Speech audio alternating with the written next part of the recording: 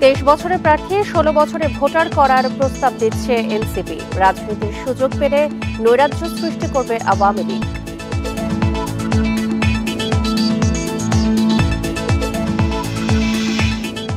আওয়ামী লীগ নিষিদ্ধের দাবিতে বিকেলে শাহবাগের বিক্ষোভ করবে এনসিপি। দেশ জুড়ে অব্যাহত থাকবে কর্মসূচি।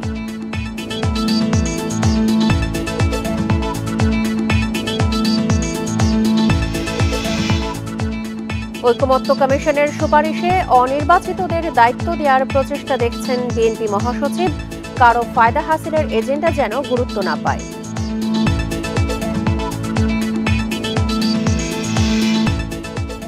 গণমাধ্যমে জবাবদিহি নেই মালিকানার কারণে বড় গণমাধ্যমকে পাবলিক কোম্পানি করার প্রস্তাব।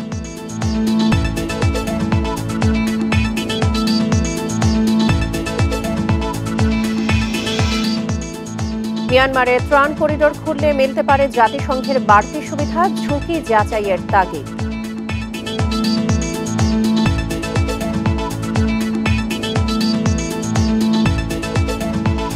এই ঈদে জামা জুতো অ্যাক্সেসরিজের ডিসকাউন্ট।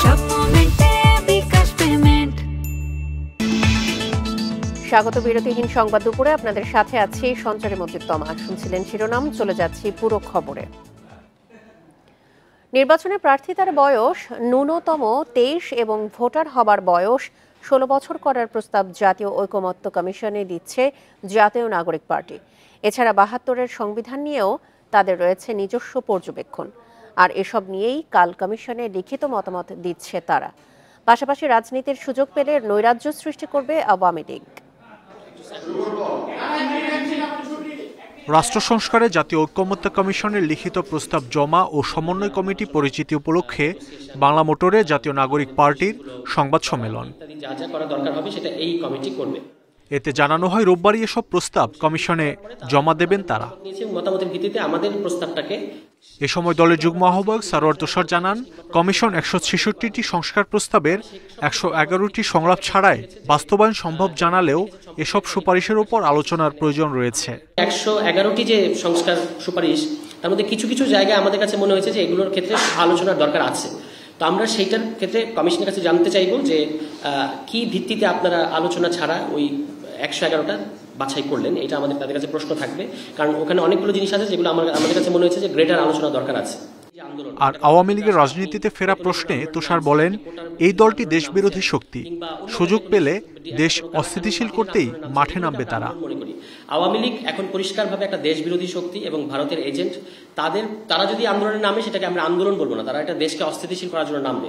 তখন সেই ক্ষেত্রে পুলিশ প্রপোর্শনের যে বল প্রয়োগের যে অধিকার পুলিশে আছে, সেটা সবসময় থাকবে। এছাড়া 72-এর সংবিধান গ্রহণযোগ্য নয় দাবি করে দেশে নতুন সংবিধান প্রয়োজন বলেও জানান নাগরিক পার্টির এই যুগ্ম আহ্বায়ক। গণতান্ত্রিক সংবিধান লেখা উচিত গণপরিষদের মধ্য দিয়ে। আর অন্য মাহমুদ শরীফ, ইন্ডিপেন্ডেন্ট নিউজ, ঢাকা। আওয়ামী লীগ নিষিদ্ধের দাবিতে বিকেলে শাহবাগে বিক্ষোভ করবে জাতীয় নাগরিক পার্টি এনসিপি। এই ইস্যুতে ছাত্র জনতাকে সাথে নিয়ে দেশজুড়ে বিক্ষোভ মিছিল অব্যাহত থাকবে বলে ঘোষণা দিয়েছে দলটি। শুক্রবার রাতে বাংলা মোটরে এনসিপির কার্যালয়ে এক জরুরি সংবাদ সম্মেলনে এই ঘোষণা দেয়া হয়। আওয়ামী লীগ নিয়ে প্রধান উপদেষ্টার বক্তব্য প্রত্যাখ্যান করেন এনসিপির নেতারা। দলের আহ্বায়ক নাহিদ ইসলাম বলেন, আওয়ামী লীগ এখন কোনো রাজনৈতিক দল নয়, তারা গণহত্যায় অভিযুক্ত। জুলাই হত্যাকাণ্ডের বিচার চলা অবস্থায় আওয়ামী লীগকে নিষিদ্ধ করার দাবি এনসিপির। এ ব্যাপারে সব দলকে ঐক্যবদ্ধভাবে আন্দোলনের আহ্বানও জানান নাহিদ। সদস্য সচিব আক্তার হোসেন অভিযোগ করেন, বিদেশি শক্তিগুলো স্বৈরাচারী দলটিকে পুনর্বাসনের চেষ্টা করছে।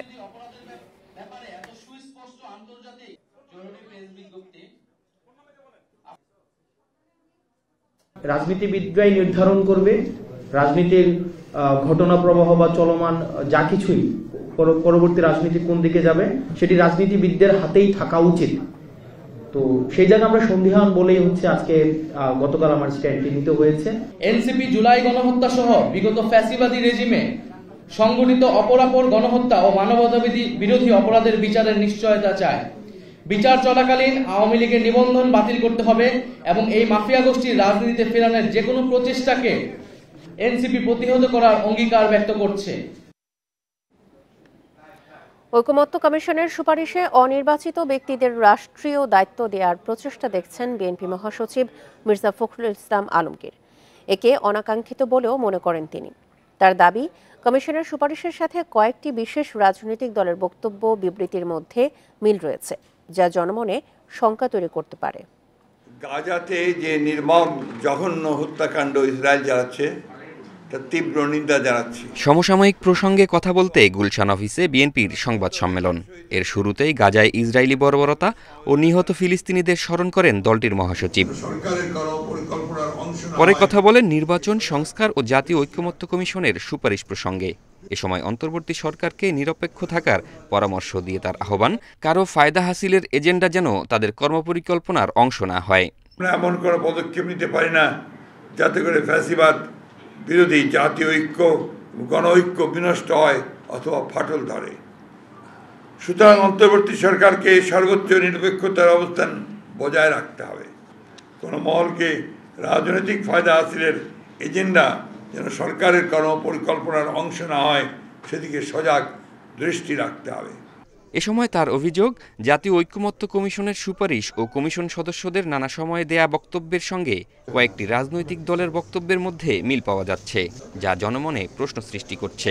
স্প্রেডশিটের সাথে মূল সুপারিশমালার উপর আমাদের মতামত সংযুক্ত করে দিলে বিভ্রান্তি এড়ানো যাবে। জাতীয় ঐকমত্য কমিশনের স্প্রেডশিটের অবস্থা এবং কমিশন সদস্যদের বিভিন্ন সময়ের বক্তব্য ও বিশেষ কয়েকটি রাজনৈতিক দলের বক্তব্য বিবৃতির মধ্যে মিল পাওয়া যায়। ঐকমত্য কমিশনের সুপারিশমালায় অনির্বাচিত ব্যক্তিদের রাষ্ট্রীয় দায়িত্বে নিয়োগ দিয়ে সাংবিধানিকভাবে ক্ষমতায়িত করার প্রচেষ্টাও দেখছেন বিএনপি মহাসচিব। ভবিষ্যতে অনির্বাচিত ব্যক্তিদের রাষ্ট্রীয় দায়িত্বে নিয়োগের অযৌক্তিক প্রচেষ্টা রয়েছে। জাহিদুল ইসলাম, ইন্ডিপেন্ডেন্ট নিউজ, ঢাকা। বান্দরবানে নাইক্ষ্যংছড়ি সীমান্ত এলাকায় মিয়ানমার থেকে ছোড়া গুলিতে এক বাংলাদেশি আহত হয়েছেন। এই ঘটনায় আহত হয়েছেন আরও একজন রোহিঙ্গা। শুক্রবার রাত ৯টার দিকে ঘুমধুম ইউনিয়নে এই ঘটনা ঘটে। আহত বাংলাদেশি জাহাঙ্গীর আলমকে কক্সবাজার সদর হাসপাতালে ভর্তি করা হয়েছে। জাহাঙ্গীর আলম তুমরু উলুবুনিয়া পাড়ার বাসিন্দা। অপরজন মোহাম্মদ হোসাইন ভাজাবুনিয়া এলাকার বাসিন্দা। মোহাম্মদ হোসাইন রোহিঙ্গা বলে জানিয়েছে পুলিশ। স্থানীয়রা জানান, জাহাঙ্গীর ও হোসাইন পণ্য চোরাচালানের সাথে জড়িত। কাঁটাতার অতিক্রম করে পণ্য দেওয়া নেওয়ার সময় সীমান্তের ওপার থেকে আরাকান আর্মির সদস্যরা গুলি করে। এতে বাম পায়ে গুলিবিদ্ধ হয় জাহাঙ্গীর, আহত হন হোসাইন।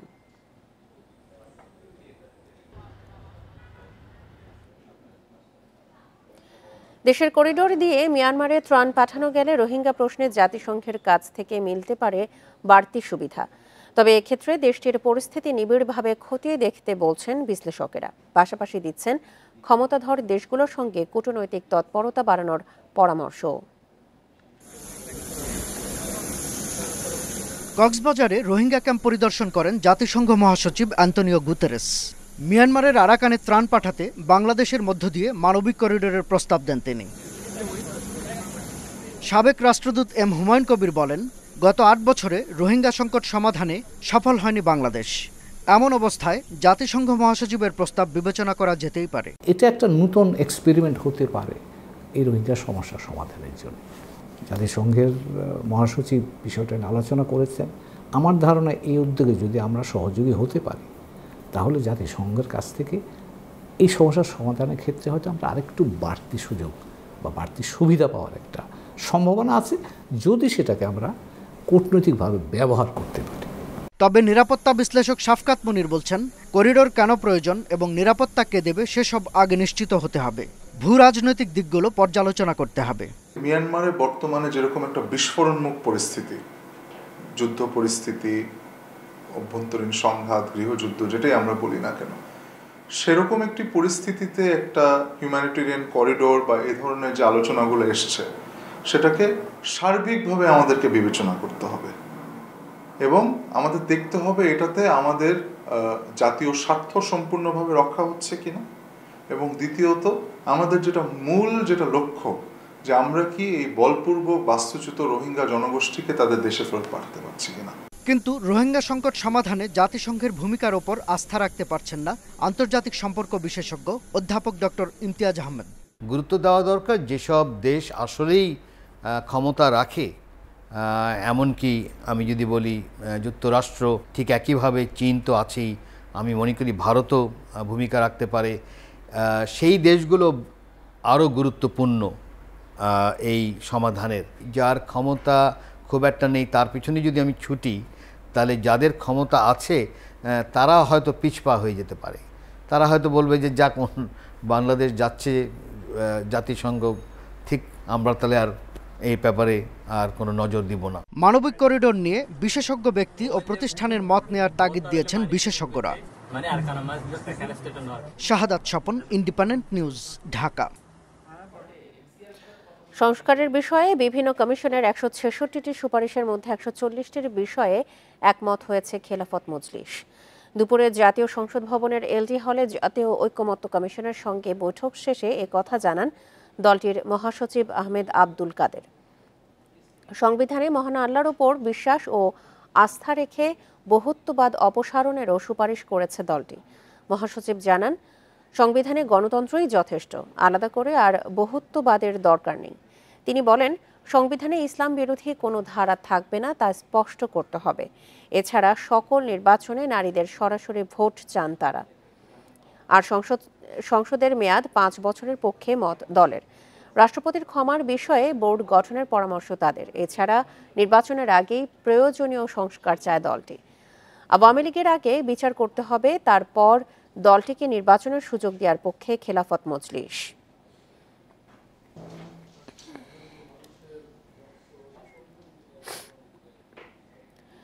ইতিহাস থেকে শিক্ষা নিয়ে সংকট চিহ্নিত করে প্রধান উপদেষ্টা প্রফেসর ডক্টর মোহাম্মদ ইউনূসের কাছে প্রতিবেদন জমা দিল গণমাধ্যম সংস্কার কমিশন। দুপুর 12টায় রাষ্ট্রীয় অতিথি ভবন যমুনায় কমিশন সদস্যরা প্রতিবেদন জমা দেন। পরে সংবাদ সম্মেলনে গণমাধ্যম সংস্কার কমিশনের প্রধান কামাল আহমেদ জানান, 20টি সুপারিশ দিয়েছেন কমিশন। 120 দিনের মধ্যে কাজ শেষ করেছে কমিশন। তিনি বলেন, গণমাধ্যমে কালো টাকা ঢুকেছে, মালিকানার কারণেই গণমাধ্যমের জবাবদিহি নেই। গণমাধ্যম শিল্পের সংকটের পেছনে মালিকদের ভূমিকাই বড় বলে জানান তিনি। বলেন, বড় গণমাধ্যমকে পাবলিক কোম্পানি ও বাংলাদেশ বেতার টেলিভিশনে স্বায়ত্তশাসনের প্রস্তাব করেছে কমিশন। সাংবাদিকতার সুরক্ষা আইনের সুপারিশ করা হয়েছে জানিয়ে কামাল আহমেদ বলেন, প্রেস কাউন্সিলকে বিলুপ্ত করার সুপারিশ করা হয়েছে, তবে জাতীয় গণমাধ্যম কমিশনের সুপারিশ করেছে কমিশন। বেতার টিভির স্বায়ত্তশাসন দিতে হবে। এখন এটা উপযুক্ত সময় বেতার টিভির স্বায়ত্তশাসন ইমপ্লিমেন্ট করা, বাস্তবায়ন করা। আমরা তাই বলেছি যে দুটিকে একীভূত করে একটি জাতীয় সম্প্রচার প্রতিষ্ঠান গড়ে তোলা হোক, যে জাতীয় সম্প্রচার প্রতিষ্ঠান তার অধীনে যে জাতীয় সম্প্রচার প্রতিষ্ঠান স্বাধীন একটি পরিচালনা পর্ষদ পরিচালনা করবে, সরকার সরাসরি পরিচালনা করবে না। এবার ঈদযাত্রায় ঢাকা সিলেট মহাসড়কে নরসিংদী অংশে যানজটের শঙ্কা করা হচ্ছে। চলমান 6 লেনের উন্নয়ন কাজে ধীরগতি, খানাখন্দ ও 3 হুইলারের অনিয়ন্ত্রিত চলাচলে বেড়েছে ভোগান্তি। মহাসড়কে যান চলাচল মারাত্মকভাবে ব্যাহত হচ্ছে। ঈদযাত্রা নির্বিঘ্ন করতে নানা উদ্যোগ নিয়েছে আইন শৃঙ্খলা বাহিনী। ঢাকা সিলেট মহাসড়কের নরসিংদী অংশে ছোট বড় খানাখন্দ। মহাসড়কে চলছে 6 লেনের নির্মাণ কাজ। এছাড়াও অটোরিকশার অনিয়ন্ত্রিত চলাচল। সবকিছু মিলে রোজার শুরু থেকেই সৃষ্টি হচ্ছে যানজট। মহাসড়কে অস্থায়ী দোকানপাট, সবজির হাট, গাড়ি পার্কিং, 3 হুইলার চলাচলেই ভোগান্তি বেড়েছে যাত্রী ও চালকদের। রাস্তার কাজ করতেছে, জায়গায় জায়গায় ফ্লাইওভারের কাজ হইতেছে, একটু যানজট হতে পারে। বেলানগর এই জায়গাটা একটু যানজট একটু বর্তমানে একটু বেশি হচ্ছে আর কি। কারণ হলো রাস্তার কাজের জন্য রিক্সা অটো অতিরিক্ত রোডের মাঝে আমরা চালাইতে অনেক সমস্যা হয়ে যাইতেছে। যানজট নিরসন সহ ডাকাতি ও ছিনতাই রোধে বিভিন্ন পদক্ষেপ নেওয়ার কথা জানিয়েছে পুলিশ। মহাসড়কে 3 হুইলার বন্ধে মাইকিং সহ ঈদযাত্রা নির্বিঘ্ন করতে কাজ করছে আইন শৃঙ্খলা বাহিনী। প্রত্যেকটা স্ট্যান্ডে আমাদের স্ট্যাটিক ডিউটি করা হচ্ছে। ট্রাফিক ডিউটির পাশাপাশি সেখানে রোডকে নির্বিঘ্ন রাখার জন্য আমাদের পুলিশের ফোর্স মোতায়েন রয়েছে এবং হাইওয়ে পুলিশের সাথে আমাদের একটি সমন্বয় করা হয়েছে। মহাসড়কের নরসিংদী অংশের 8টি বাস স্ট্যান্ড এবং বাজারে জেলা পুলিশের পাশাপাশি হাইওয়ে পুলিশের সার্বক্ষণিক 3টি পেট্রোল টিম যানজট নিয়ন্ত্রণে কাজ করছে। Independent news.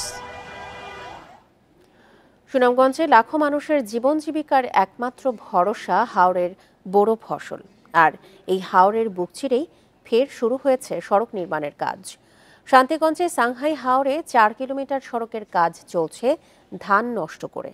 কৃষির ক্ষতির পাশাপাশি হাওরের দীর্ঘস্থায়ী ক্ষতির শঙ্কায় স্থানীয়রা। হাওড়ে এখন বোরো ধানের সমারোহ। সে ফসলের জমিতে চলছে সড়ক তৈরির খনন যন্ত্র। দুর্যোগ ব্যবস্থাপনা ও ত্রাণ মন্ত্রণালয়ের বিশেষ প্রকল্পে শান্তিগঞ্জ উপজেলার সাংহাই হাওরে সড়কের কাজ হচ্ছে। গত বছর পানি চলে আসায় বন্ধ হয়ে গিয়েছিল কাজ। সম্প্রতি ফের শুরু হয়েছে জমিতে মাটি কাটা। কৃষকরা বলছেন, জমি থেকে মাটি তুলে আবার জমিতে রাস্তার জন্য ফেলে উঁচু করা হচ্ছে। সড়ক ও দুই পাশে মাটি তুলে খালের মতো করায় প্রস্থে 100 ফুট করে ফসলের জমি নষ্ট হচ্ছে। ধান পান নষ্ট হইতেছে, এরপরে আমরা পরিবেশ নষ্ট হওয়ার আমরা বড় সমস্যা, আমরা লসে। কৃষকদের প্রচুর পরিমাণ ফসলি জমি নষ্ট হয়েছে। যে জমিগুলো হাওরের মধ্যখানে যে জমিগুলো গুরুত্বপূর্ণ থাকে। পূর্ব পাড়ের ডুংরিয়া গ্রাম থেকে হাওরের মাঝখান দিয়ে সড়কটি যাবে পশ্চিম পাড়ের হাসনাবাদ গ্রামে। স্থানীয়দের দাবি, প্রকল্পটি সাবেক পরিকল্পনা মন্ত্রী এম.এ. মান্নানের ইচ্ছায় নেওয়া। হাওরের সড়ক নির্মাণে কৃষকদের ক্ষতিপূরণ নিয়েও নেই কোনো আলোচনা। তবে অভিযোগ পেলে ঊর্ধ্বতন কর্তৃপক্ষের কাছে জানানোর কথা বললেন উপজেলা নির্বাহী কর্মকর্তা। যেহেতু এটা একটা অনুমোদিত প্রকল্প এবং এটা আমরা ইতিমধ্যে কাজটা বাস্তবায়ন করা হচ্ছে, কৃষক এবং অন্যান্য স্টেক হোল্ডাররা যদি আমাদের কাছে এখানে এই নিয়ে কোনো ধরনের তাদের অভিযোগ বা পরামর্শ আমাদের কাছে পাঠানো হয়, তাহলে আমরা আমাদের ইতিমধ্যে ঊর্ধ্বতন কর্তৃপক্ষের কাছে আমরা এই জিনিসটা প্রেরণ করব। সড়ক নির্মাণে ব্যয় ধরা হয়েছে প্রায় 4 কোটি টাকা। অর্থায়ন করছে Japan international cooperation agency JICA. Independent news. আসন্ন ঈদযাত্রায় সড়কে বিশৃঙ্খলা রুখতে ও নিরাপদ ঈদযাত্রা নিশ্চিত করতে লক্কর ঝক্কর ফিটনেসবিহীন বাস চলাচল রোধে যৌথ অভিযানে নেমেছে বিআরটিএ ও ডিএমপির ট্রাফিক বিভাগ। বেলা 11:30টার দিকে গাবতলী এলাকা থেকে এই অভিযান শুরু করা হয়। বাস টার্মিনাল, আমিনবাজার ও বেড়িবাঁধ এলাকার বিভিন্ন গ্যারেজ ও গাড়ির বডি তৈরির প্রতিষ্ঠানে এই যৌথ অভিযান চলছে। ঈদযাত্রায় সাধারণ মানুষকে নিরাপদ ও নির্বিঘ্ন সড়ক পরিবহন সেবা নিশ্চিত করতে এই ধরনের অভিযান চলমান থাকবে। কোনো গ্যারেজ বা প্রতিষ্ঠান বেআইনি উপায়ে ফিটনেসবিহীন যানবাহন রাস্তায় নামালে তাদের বিরুদ্ধে কঠোর ব্যবস্থা নেওয়া হবে। এদিকে রাজধানীতে ট্রাফিক আইন অমান্যে দুদিনে 2750 যানবাহনের বিরুদ্ধে মামলা দিয়েছে ডিএমপি। যে সমস্ত গাড়িগুলো রাস্তায় যে নষ্ট হয়ে যেতে পারে এবং যার ফলে অনেক দীর্ঘ যানজটের জ্যাম সৃষ্টি হয়, আপনারা জানেন, তার ছাড়া অ্যাক্সিডেন্টেরও ঝুঁকি বেড়ে যায়। তো এগুলো যাতে কমিয়ে আনা যায়, তো সেই লক্ষ্যেই হচ্ছে আমরা কাজ করছি। খারাপ গাড়িগুলো রাস্তায় নামানোর চেষ্টা করে থাকে, সেটা যেন না হতে পারে এই জন্য আমরা ওয়ার্কশপে আমাদের যেসব মালিকেরা আছে, বাস মালিকেরা থাকছে, তাদেরকে আমরা সচেতন করছি, সতর্ক করছি, যাতে এই ধরনের কাজ থেকে তারা বিরত থাকে। ঈদ শপিংয়ে দেশীয় ব্র্যান্ডের পোশাক বেছে নিচ্ছেন নির্দিষ্ট শ্রেণীর ক্রেতা। তাদের জন্য ব্র্যান্ড শপগুলোয় নানা অফারের ছড়াছড়ি। বিশেষ করে বিভিন্ন ব্যাংকের কার্ড ও মোবাইল লেনদেনে থাকছে ছাড়। ঈদ শপিংয়ে বাড়তি আনন্দ দিচ্ছে এই উপহার। রাজধানীর এলিফ্যান্ট রোডের ক্যাটসায়ের শোরুমে ঈদের বৈচিত্র্যময় সংগ্রহ। ছেলেদের ফর্মাল, সেমি ফর্মাল বা ক্যাজুয়াল পোশাকের জন্য জনপ্রিয় এই ব্র্যান্ড। উৎসবে বাড়তি হিসেবে পাঞ্জাবিও রাখে ফ্যাশন হাউসটি। এবারের ঈদে গরম থাকবে, এজন্য বেশিরভাগ পোশাকই করা হয়েছে সুতি কাপড়ে। উৎসবের জন্য ফর্মাল শার্টে ব্যবহার করা হয়েছে উজ্জ্বল রং। ফুল শার্টের পাশাপাশি half shirt, T shirt, jeans সহ ছেলেদের সব ধরনের পোশাকই মিলছে এক ছাতার নিচে। ক্রেতারা জানান, ব্র্যান্ডের পোশাকে গুণমানের নিশ্চয়তা থাকে, আর বাড়তি ছাড়ের জন্য ফ্যাশন হাউসে নজর থাকে অনেকের। বিশেষ করে বাংলালিংকের অরেঞ্জ ক্লাবের নির্দিষ্ট অফারে লাভবান হচ্ছেন ক্রেতারা। ক্যাটসাইজ মানে ব্র্যান্ডটা হচ্ছে আমার হাজবেন্ডের খুব পছন্দের একটা ব্র্যান্ড। আমার বিয়ের সময় থেকে আমি এখনো পর্যন্ত এইখানেই শুধু আসি ছেলেদের কাপড় কেনার জন্য। এখান থেকে একটা শার্ট নিলাম, আর সবচেয়ে বড় কথা এখানকার প্রোডাক্ট ভালো। গুণগত মানের কথা যদি বলি, আমি 3টা পরতেছি, শার্ট খারাপ না। অরেঞ্জ ক্লাব যারা বাংলালিংক সিম ইউজ করে, ম্যাক্সিমাম ইউজার যারা, তারা 10% ডিসকাউন্ট পাবে। সীমান্ত স্কয়ারের স্মার্টেক্সের শোরুমে নির্দিষ্ট পণ্যে 50% ছাড় দেওয়া হয়েছে। এছাড়া বিভিন্ন ব্যাংকের কার্ড ও মোবাইল ব্যাংকিংয়ে লেনদেনে ছাড় তো থাকছেই। স্মার্টেক্সে সব বয়সীদের পোশাকই পাওয়া যাচ্ছে, আছে পশ্চিমা ও দেশীয় উভয় ধাঁচ। বড়দের জন্য ভালোই দেখলাম, বাট আমার ছোট মেয়ের জন্য, বেবির জন্য আমি ওরকম ভালো কিছু পাইনি। ঈদের কালেকশন এবার অনেক ভালো দেখছি, যে সব শোরুমে অলমোস্ট খুবই ভালো ভালো কালেকশন রেখেছে এবার। আমাদের অফিসিয়াল যেই ডিসকাউন্টটা, স্পেশাল একটা প্রাইস সেটা চলতেছে, 4 রাত পর্যন্ত চলবে। তো আপনারা আশা করি আসলে অনেক কিছুই পাবেন। ক্রেতারা জানান, রাজধানী জুড়ে থাকা বিভিন্ন ব্র্যান্ড শপগুলোর বাড়তি ছাড়ে ঈদ কেনাকাটার আনন্দ দ্বিগুণ হয়েছে। সুলতানা জাহান মিতু, ইন্ডিপেন্ডেন্ট নিউজ, ঢাকা। যশোরে ঈদ উপলক্ষে হাতে তৈরি নকশি পণ্যের চাহিদা বেড়েছে। প্রায় 30,000 সূচি শিল্পী ব্যস্ত নকশি কাঁথা, শাড়ি, সালোয়ার কামিজ, পাঞ্জাবি সহ নানা পণ্য তৈরিতে। যশোরের এসব নকশি পণ্য দেশের গণ্ডি পেরিয়ে বিদেশেও রপ্তানি হচ্ছে। বাড়ির উঠানে বসে নিপুণ হাতে সুই সুতার বুননে একদল নারী তৈরি করছেন নানা রকম নকশি পণ্য। ঘুম থেকে উঠে হাতের কাজ সেরে এভাবেই দল বেঁধে উঠানে বসে পড়েন তারা। এরপর দিনব্যাপী চলে নকশার উপর সুনিপুণ হাতের সূচিকর্ম। আসন্ন ঈদুল ফিতরকে কেন্দ্র করে এখন ব্যস্ত যশোরের প্রায় 30,000 সূচিশিল্পী। দিনরাত পরিশ্রম করে নির্দিষ্ট সময়ের মধ্যে কাজ তুলে দিতে হচ্ছে। এতে বাড়তি কিছু আয় হবে, যা দিয়ে ঈদে ছেলেমেয়ের জন্য নতুন কাপড় কিনে দিতে পারবেন। খাতা সেলাই করলে আমরা 4,000 টাকা মজুরি পাই, আর ছোটো আলমেট সেলাই করলে মনে করেন 7,000 টাকা মজুরি পাই। এগুলো মজুরি দিয়ে আমাকে সংসারে খরচ চালাই। যে টাকা পাবো আমাদের কেনাকাটা হবে, বাচ্চাদের খরচ চালানো হবে, এই জন্য এই সময় একটু ব্যস্ততা বেশি হয়। অভাব অনটন সপ্তাহে স্বামীর কাছে চাওয়া যায় না, নিজেরা একটু এইডে করি। বাড়তি সময় বসে না থেকে যে আমরা যাতে নিজেরা নিজেদের আছে জিনিসটা কিনতে পারি। সুতা ও কাপড়ের দাম বেড়ে যাওয়ায় এবার উৎপাদন খরচ বেড়েছে বলে জানান উদ্যোক্তারা। তবে দাম রয়েছে ক্রেতার নাগালের মধ্যেই, বিক্রিও বেশ ভালো। টার্গেট আমাদের মোটামুটি সবসময় প্রায় সমান যায়, তবে ঈদকে কেন্দ্র করে আমাদের এই সময় ছেলের পরিমাণটা বেড়ে যায়। তাদের সারা বছরের একটা আশা থাকে যে তারা আসলে ঈদটাকে কীভাবে ভালোভাবে কাটাবে, এই জন্য ওই সময় তাদের কাজের এটাও বেড়ে যায়। এবার যশোরের নকশি কাঁথা বিক্রি হচ্ছে 10 থেকে 20,000 টাকা, বেড কভার 1200 থেকে 5,000, কুশন কভার 500 থেকে 2,000 টাকা, শাড়ি 1500 থেকে 10,000 টাকা, এছাড়া পাঞ্জাবি 800 থেকে 4,000 টাকায় বিক্রি হচ্ছে। Independent news. এপ্রিলে আবারও বাড়তে পারে উড়োজাহাজ ভাড়া। কিছু ট্রাভেল এজেন্ট, এয়ারলাইন্স সরকারি নির্দেশনা না মানায় তৈরি হয়েছে এই শঙ্কা। পাসপোর্টের কপি দিয়ে বিমানের টিকিট বুকিং করার নির্দেশনা আসে 11 ফেব্রুয়ারি। বেসামরিক বিমান পরিবহন ও পর্যটন মন্ত্রণালয়ের নির্দেশনার পরই উড়োজাহাজের ভাড়া চোখে পড়ার মতো কমে যায়। ট্রাভেল এজেন্টদের সংগঠন আটাবের দাবি, নতুন নিয়মের পর আগে থেকেই ব্লক করে রাখা টিকিট বাজারে ছেড়ে দেয় বিভিন্ন সংস্থা। বিমান সংস্থাগুলো পরে প্রতিযোগিতায় কমে দাম। গত ডিসেম্বর ও ফেব্রুয়ারিতে সৌদি আরবের বিভিন্ন গন্তব্যের টিকিটের দাম বেড়ে হয়েছিল সর্বোচ্চ 1,90,000 টাকা পর্যন্ত। এখন 1,20,000 টাকা কমে টিকিট মিলছে 50,000 টাকায়। এমনকি 35,000 টাকায় কিছু বিমান সংস্থা দাম্মাম ও রিয়াদ যাওয়ার টিকিট দিচ্ছে। তবে রমজানে এমনিতেই ভাড়া কমে বলে দাবি বিমান বাংলাদেশ এয়ারলাইন্সের। যাত্রীর প্রেশার কম, সুতরাং ভাড়া একটু কমবে। ওই যে সৌদি কি ভিসা দিচ্ছে না, উমরা ভিসা মনে হয় এখন বন্ধ। সিদ্ধান্তের ফলে নাম ছাড়া বুকিংয়ের পরিমাণ অনেক কমে গিয়েছে, সম্পূর্ণ এখনও বন্ধ হয় নাই। আমরা জানতে পেরেছি অনেকগুলো এয়ারলাইন্স এখনও সেই সিদ্ধান্ত মানে নাই এবং তারা পূর্বের ন্যায় প্র্যাকটিস চালিয়ে যাচ্ছে।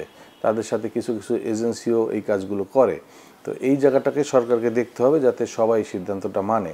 ট্রাভেল এজেন্ট ও রিক্রুটিং এজেন্টরা যোগ সাহায্য সে যেন টিকিটের ভাড়া বাড়াতে না পারে তা নিশ্চিত করার তাগিদ অভিবাসন বিশেষজ্ঞের।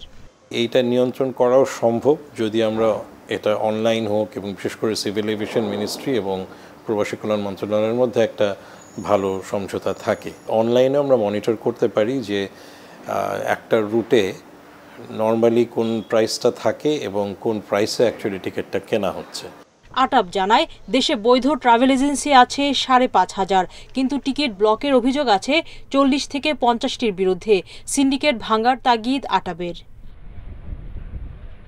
সুলতানা জাহান মিতু, ইন্ডিপেন্ডেন্ট নিউজ, ঢাকা। দেশের ইতিহাসে প্রথমবার চালু হতে যাচ্ছে সমুদ্রপথে ফেরি চলাচল। তবে চট্টগ্রাম সন্দ্বীপ রুটে ফেরি চলাচলের ক্ষেত্রে রয়েছে বেশ কিছু অবকাঠামোগত ও প্রাকৃতিক বাধা। সেগুলোর সাথে নিয়ে এই ফেরি চলাচল কতটা সফল হবে সেই শঙ্কার মেঘও রয়েছে দ্বীপবাসী এবং সংশ্লিষ্টদের মনে। মূল ভূখণ্ডে যাতায়াতে পানি বা কাদা মারানো দুর্ভোগ সন্দ্বীপবাসীর দৈনন্দিন জীবনের অংশ। দুই পারের যানবাহন সংকটের পাশাপাশি ঝড় বৃষ্টি জোয়ার ভাটার মতো প্রাকৃতিক দুর্যোগ তো রয়েছেই, তবে দুর্ভোগ কমাতে এবার আশার আলো দেখছে দ্বীপবাসী। সব ঠিক থাকলে 24 মার্চ চট্টগ্রাম সন্দ্বীপ নৌ রুটে শুরু হচ্ছে ফেরি চলাচল। উত্তাল সমুদ্রে ফেরি চলাচলের খুঁটিনাটি যাচাইয়ে হয়েছে পরীক্ষামূলক চলাচল। ফেরি চালু হলে সীতাকুণ্ডের বাঁশবাড়িয়া থেকে সন্দ্বীপের গুপ্তছড়ায় দিনে 2 বার যাতায়াত করা যাবে। আমি তো আশাবাদী সন্দ্বীপের মানুষের অনেক উপকার আসবে। বাস সার্ভিস চালু করছে, আবার বিভিন্ন জায়গা থেকে আপনার ট্রাক, কাভার ভ্যান সহ প্রাইভেট কার, এটা আমাদের মতো একদম আমাদের মনে স্বপ্নের মতো। ফেরি চালু করতে 2 প্রান্তের নতুন সড়ক, ফেরিঘাট, পার্কিং সহ নানা অবকাঠামোয় চলছে শেষ মুহূর্তের প্রস্তুতি। আমাদের এই সার্ভিসটা একেবারেই নতুন, আমাদের পূর্ব কোনো অভিজ্ঞতা নাই, এই জন্যই আমরা ট্রায়ালটা করতেছি। ট্রায়ালে কি সমস্যা বের হচ্ছে সেটা আমরা ফাইন্ড আউট করে সমস্যার সমাধানের উদ্যোগ নিচ্ছি। সমুদ্রের উত্তাল ঢেউ উপেক্ষা করে এমন প্রকল্পের অবকাঠামো বর্ষায় কতটুকু স্থায়ী হয় তা নিয়ে রয়েছে দুশ্চিন্তা। যখন জোয়ারটা আসবে তখন এখানে আসলে আপনি দাঁড়াই থাকতে পারবেন না, যেখানে এখন দাঁড়ানো আছেন এটা টোটালি পানির তলে চলে যাবে। তো এইগুলো চ্যালেঞ্জ মোকাবেলায় দেখি আমরা যদি সাস্টেনেবল হয় এবং এটা যদি আসলে ভায়াবল হয়, ভায়াবল বলতে ফাইন্যান্সিয়াল বিষয়টা তো রয়েই গেছে, তাহলে হয়তো আমরা এটা চালাবো। ট্রায়াল রানে প্রতিবার ফেরি পারাপারের সময় লেগেছে সোয়া 1 ঘন্টা। গাড়িতে করে মূল ভূখণ্ডের সাথে যাতায়াতের এক অনেক বড় স্বপ্ন পূরণ হতে চলেছে সন্দ্বীপবাসীর। এই স্বপ্নের হাতিয়ার এই ফেরি বিভিন্ন চ্যালেঞ্জকে পাশ কাটিয়ে কতদিন টিকে থাকতে পারে সেটি এখন দেখার বিষয়। অনুপম শীল, ইন্ডিপেন্ডেন্ট নিউজ, বাঁশবাড়িয়া ঘাট, চট্টগ্রাম। মৌলভীবাজারের শ্রীমঙ্গল, কমলগঞ্জ, কুলাউড়া ও রাজনগরের চা বাগান জুড়ে ছড়িয়ে পড়েছে রঙের উচ্ছ্বাস।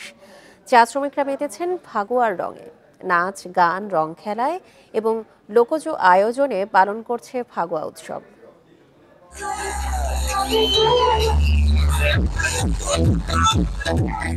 রং, নাচ, গান আর আনন্দে এভাবেই মৌলভীবাজারের চা বাগানগুলোতে উদযাপন হচ্ছে ফাগুয়া উৎসব।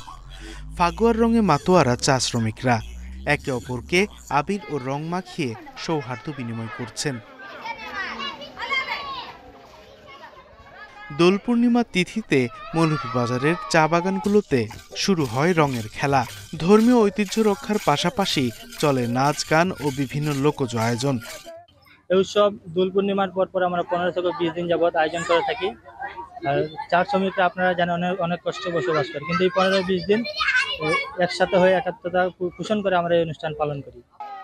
ফাগুয়ার সবচেয়ে বড় আকর্ষণ একে অপরকে রং মাখানো। শিশু থেকে বৃদ্ধ সবাই মেতে ওঠে রঙের খেলায়। সারা বছর আমরা অপেক্ষা করি এই দোল উৎসবের জন্য, আর এবং এই দোল উৎসবে আমরা সবাই অনেকে আনন্দ করি, সব ছোট বড় সবাই আমরা একে অপরকে রং লাগাই। ফাগুয়া আমাদের শুধু আনন্দ না, এটা আমাদের ঐতিহ্য।